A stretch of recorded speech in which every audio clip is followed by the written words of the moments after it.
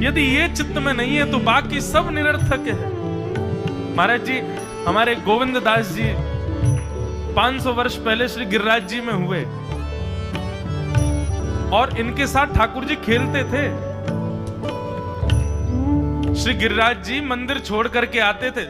हमारे यहाँ ब्रज में आज भी नियम है कि दोपहर में 12 बजे ठाकुर जी का मंदिर बंद हो जाते हैं सब जगह। 12-1 बजे सारे मंदिर बंद हो जाएंगे वृंदावन में। ठाकुर जी सोते नहीं है, ठाकुर जी गैया चराने जाते हैं। वृंदावन में तो बनचारी है ना ठाकुर जी, इसलिए गैया चराने गए ठाकुर जी। और वही बीच का जो समय है 12 बजे से लेकर के 4-5 बजे तक का, वृंदावन में श्री कृष्ण का अनुभव 2 समय में हो सकता है, या तो 12:30-1 बजे से लेकर के 4:30 बजे तक, या फिर रात्रि 10 बजे से लेकर के सुबह 6 बजे तक। या तो पूरी रात्रि आपको श्री कृष्ण अनुग्रह करा सकते हैं, या ये दोपहर का समय जो वन चारण के लिए ठाकुर जी जाते हैं। तो गोविंद दास जी, गोविंद स्वामी जी प्रत्यक्ष में देखने में तो गवैया हैं। रोको, एक लीला सुनाए फिर गाएंगे आगे का पद। वो देखने में कौन है? बोले कि मंदिर में जाते हैं, ठाकुर जी को पद सुनाते हैं, लेकिन उनकी अंतरंग इशारे चलते थे ठाकुर जी के साथ। जैसे ही गोविंद दास जी पद गाते थे, गुसाई जी श्रृंगार करते थे ठाकुर जी का, गोविंद दास जी पीछे खड़े खड़े पद गाते थे। तो जैसे ही गुसाई जी श्रृंगार करते करते थोड़ा श्रृंगार लेने के लिए नेक दूर जाते, ठाकुर जी ऐसे खड़े खड़े नीचे से एक मोती उठाते, मोती उठा के ये मारते टक के गोविंद दास के सिर पे। और जैसे ही गोविंद दास के सिर पे लगती, गोविंद दास कहते माने ना दारी की तो बताऊं, रुक जा। जैसे ही वो मोती लेकर के वापस गोविंद दास मारते, तब तक गुसाई जी वापस आ जाते। और गुसाई जी के आते ही वो मोती ठाकुर जी की जगह गुसाई जी में जाके लग जाता। गुसाई जी कहते, हे गोविंदा, तू ठाकुर जी को मोती मार रहा है? गोविंदास बोले, मेरो माथो देखियो, ये गुम्माटो फूल को ये आपके लाला ने मारो मोए। आपको लाला ऊधम मचावे वो ना दिखाई दे आपको, और मैं नेक कछु कह दूं सो मुंह पे चिल्ला रहे हो, मुंह पे बरस रहे हो, या समझा लो बहुत ऊधम मचावे ये। ऐसी लीला करते। गुसाई जी के नेत्रों में आंसू आ जाते। बोले, गोविंदा तू कितनो भाग्यशाली, तेरे संग ठाकुर जी लीला करें। गोविंदास के साथ ऐसी ऐसी लीला करते महाराज। एक बार ठाकुर जी गोविंदास से बोले, ए गोविंदा, बोले हाँ, मेरो दाल बाटी खावे को मन हेरो है। आप लोग दाल बाटी जानते हैं? महाराष्ट्र में खाते हैं दाल बाटी हैं? राजस्थान की बढ़िया, राजस्थान हमारे ब्रज में खूब खाते हैं दाल बाटी चूरमा, जो खाए सो सूरमा। तो दाल बाटी चूरमा। ठाकुर जी बोले, ए गोविंदा, ऐसे ही बोलते थे, बोले मोए दाल बाटी खानी है। गोविंदास बोले, 56 भोग बनते हैं रसोई में। अपरस में मुंह पे पट्टी बांध करके महाराज रसोईया बनाता है। अपरस में यमुना जी का जल आता है वहां से, वृंदावन से, उसके जल में सुंदर प्रसादी बनती है। इतने सुंदर शुद्ध भोजन को छोड़ के यूं कह रहे दाल बाटी खानी है। ठीक है, मैं आज बोल दूंगा रसोई घर में बनवा देता हूं। बोले, ना रसोई की ना खानी तो? बोले, तेरी कदम खंडी में आऊंगा। गोविंदास जी जहां बैठ करके भजन चिंतन करते थे, मंदिर से थोड़ा दूर था, सुंदर वन था गिरिराज जी में। बोले, मां आऊंगो और वहीं पे तू कंडा, वही गोबरी कंडा में बना, और कंडा में बना के तैयार कर, मैं आऊंगा वहीं खाऊंगा। गोविंदास जी बोले, यहाँ सब लोग आपको मंदिर में पूजने आते हैं, आप यहाँ पे भगवान हो, ऐसे कहीं खाने पीने आओ। बोले, कोई को पता थोड़ी चलेगी, मैं आ जाऊंगा, तू चिंता मत करे, तू सुन तैयारी कर ले, आज मैं तेरे यहाँ आके प्रसाद पाऊंगा। गोविंदास जी चुपचाप मंदिर से भाग गए, किसी को बताया नहीं। किसी को पता थोड़ी कि ठाकुर जी ऐसे बाहर भी चले जाते हैं, सबको लगी अंदर ही रहते हैं ये। गोविंदास जी दौड़ करके गए, बढ़िया कंडा में बढ़िया उपले उपले लगा करके महाराज बाटी बनाई, दाल चढ़ा दी, सुंदर। ठाकुर जी आएंगे पाने। एक पंथ दो काज, ठाकुर जी को 2 लीलाएं एक साथ करनी थी। एक तो गोविंद दास के संग सुख लेना है, और एक झाड़ू लगाने वाला गिरिराज जी की तलहटी में झाड़ू लगाता था, उसको मंदिर में प्रवेश नहीं करने देते थे लोग। तो वो बेचारा बाहर खड़ा खड़ा ही दर्शनार्थियों से पूछता था कि ठाकुर जी दिख कैसे रहे हैं, मुझे ये बता दो। दर्शनार्थी आकर के बताते थे नीली ठाकुर जी ने बाघा पहना है, गले में मोतियों की माला है, मकराकृत कुंडल है, ऐसा टिपारा ठाकुर जी के सिर पर रखा है और ऐसा ठाकुर जी का श्रृंगार है। तो वो बाहर खड़ा खड़ा नेत्र बंद करके सुन सुन करके ही अपने चित्त में एक झांकी बना लेता था और मन में सोचता था ऐसे दिख रहे होंगे ठाकुर जी। पर रोज प्रार्थना करता था, नाथ मुझे लगता है इस जन्म में तो आप मुझे कभी नहीं दिखोगे, भगवान इस जन्म में तो मैं आपके योग्य नहीं हूं, पर मेरे पर बस इतनी कृपा कर दो कि अगला जन्म मुझे दीजिएगा तो कुछ नहीं तो चेंटी बना देना, तो चेंटी बन करके मैं आपके 56 भोग में ही आ जाऊंगा, भीतर आके आपका दर्शन कर लूंगा, लेकिन मुझ पर अनुग्रह कर देना। ठाकुर जी उसके इस भाव से इतने रीझ गए। गोविंद दास को बोला था कि दाल बाटी खाने आएंगे, अब मंदिर बंद करके सब तो चले गए वहां से, सब लोग भोजनालय में भोजन प्रसाद पाने लगे। ठाकुर जी मंदिर से निकले अचक करके बाहर, गिरिराज पर्वत के ऊपर विराजते थे। जैसे ही बाहर निकल करके आए तो गिरिराज पर्वत के नीचे ही वही झाड़ू लगाने वाला उन नेत्रों से आंसू बह रहे थे। ठाकुर जी का चिंतन कर रहा था, आज ठाकुर जी ऐसे दिख रहे हैं, आज नीली पोशाक पहनी है, सिर पर चांदी का मुकुट पहना है, ठाकुर जी ने आज गुलाब का इत्र लगाया है, ठाकुर जी के ऐसे ऐसे मकराकृत ठाकुर जी के कटाक्ष, वो सब चिंतन कर रहा था।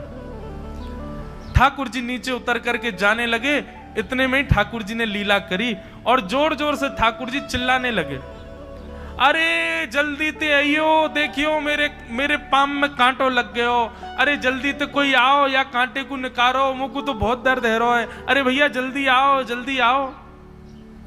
अब ये स्वर जैसे ही सुना उस झाड़ू लगाने वाले ने, उसके नेत्र खुल गए, उसने देखा, बोले कि ये स्वर कहां से आ रहा है। उसने जैसे ही नेत्र उठा करके ऊपर देखा तो नीला बाघा पहना है, मोतियों की माला पहनी है, मकराकृत कुंडल पहना है, चांदी का मुकुट चमक रहा है मस्तिष्क पर, ठाकुर जी के केश घुंघराले लहरा रहे हैं और ठाकुर जी अपनो एक पाम हाथ में पकड़ करके और एक पैर पर लंगड़ी जैसे खेलते हैं ऐसे ठाकुर जी कूद रहे हैं यहां से वहां। नीचे से झाड़ू लगाने वाले लिखे, अरे ऐसा पुरुष तो मैंने जीवन में कभी नहीं देखा, ये कैसा पुरुष है। नीचे से ही ठाकुर जी को देखने लगा, अब स्वरूप उसको पता था तो उसने कही ये जरूर ठाकुर जी होंगे, वहीं से प्रणाम करें। ठाकुर जी बोले प्रणाम कर रहा हूं, दारी के जल्दी ऊपर आ, कांटो लगो मेरे पाम में या को निकार। बोलने लगा, बोले मैं ऊपर नहीं आ सकता, गुसाई जी मारेंगे, सब लोग डांटेंगे मुझे। अरे नहीं गुसाई जी ऐसा कुछ ना कहें, ये सब तो बाहर के लोगों ने नियम बना दिए, मैं तो सबसे मिलूं, तू आजा जल्दी ऊपर। जैसे ही ऊपर गया, ज्यों-ज्यों ठाकुर जी के समीप जाए त्यों-त्यों उसके नेत्र सजल होते जाएं। ठाकुर जी के बिल्कुल समीप पहुंच गया। भगवान बोले, देख काई को रो भैया, जल्दी कर, मेरे पाम में कांटो लगो या को निकार। जिन चरण कमलों के स्पर्श के लिए सदा लक्ष्मी लालायित रहती है, ठाकुर जी ने उसकी गोद में अनायास अपने चरण रख दिए। बोले जल्दी कांटो निकार, कांटो लग गो मेरे पाम में। अब वो ठाकुर जी के सुंदर तलवों को अपने हाथ से ऐसे देख रहा है, ढूंढ रहा है कहां कांटा लगा है, कहीं उसको कांटा मिल गया।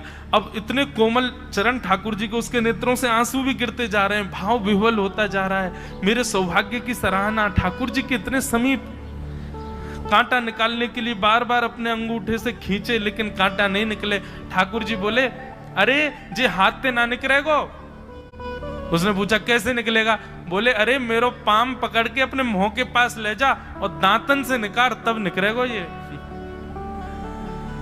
आहा, कितनी कृपा की ठाकुर। कृपा की न होती जो आदत तुम्हारी, तो सूनी ही रहती अदालत तुम्हारी। जो दीनों के दिल में जगह तुम न पाते, तो किस दिल में होती हिफाजत तुम्हारी। कृपा की न होती जो आदत तुम्हारी, तो सूनी ही रहती अदालत तुम्हारी।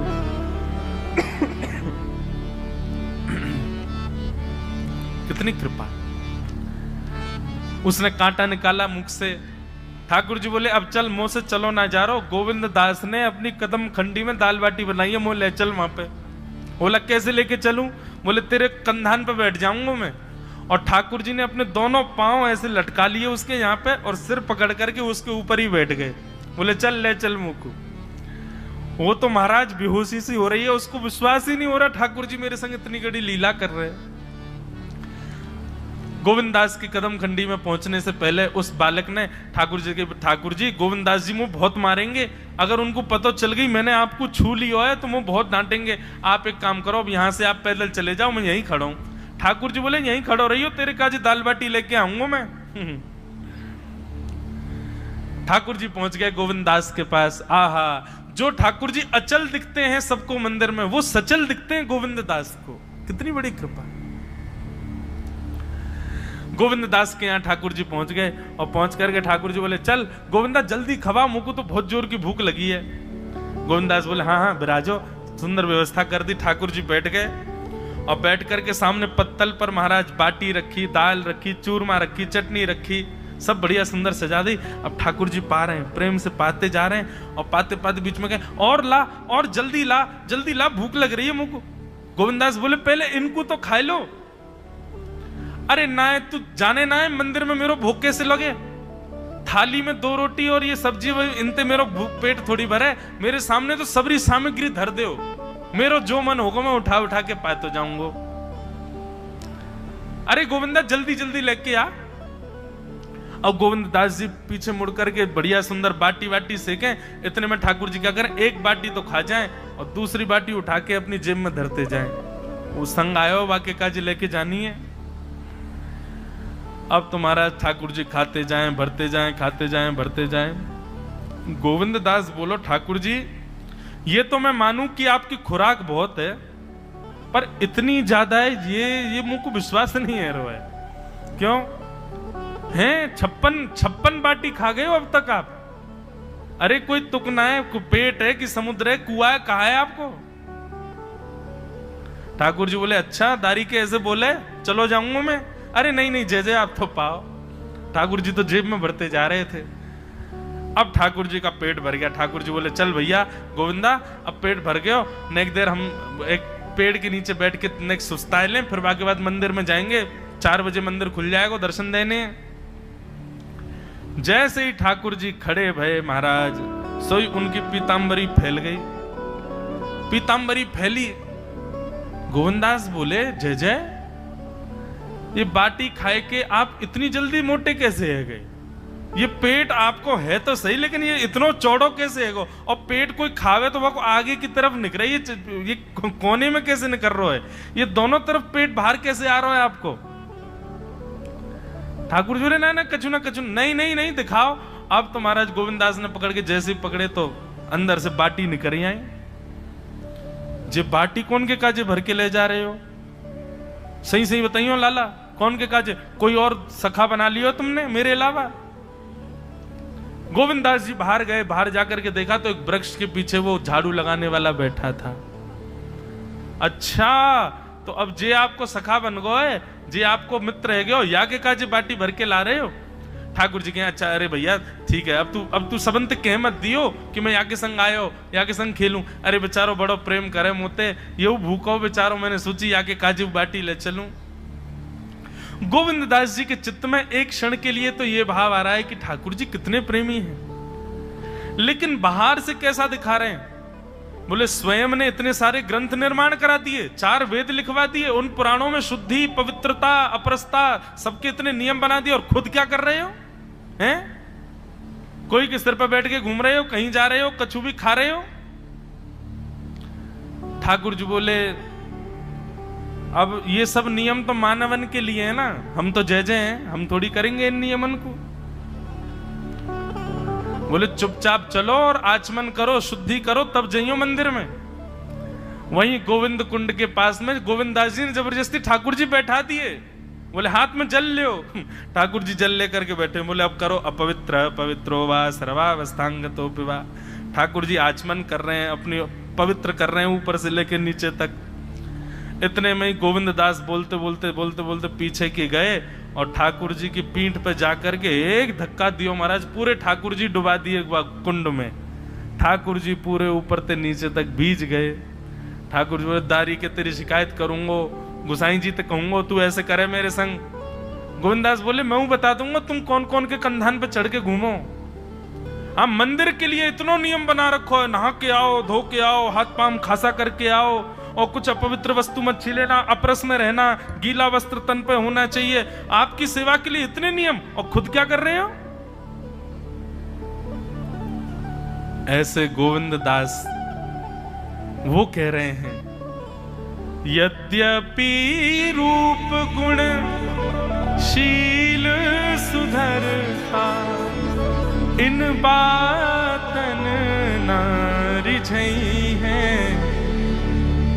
प्रीतम